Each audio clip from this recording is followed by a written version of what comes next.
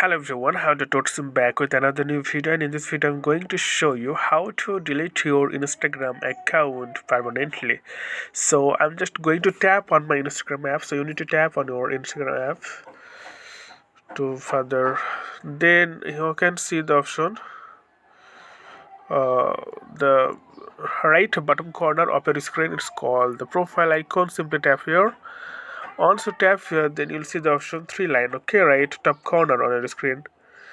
And then you'll see the option settings and privacy. Simply tap here and enter, and then scroll down a little bit. Then you'll see the option personal details. Simply tap on that, and tap account ownership and control. This one, simply tap on that. Again deactivation and deletion, again profile, and you can see delete your account. So make sure you have to check this mark, then tap continue. Then you have to give why you're going to delete this account. There are a lot of couple of options here, but I'm just going to choose this one, the last one, something else, continue. Then you have to put your password here.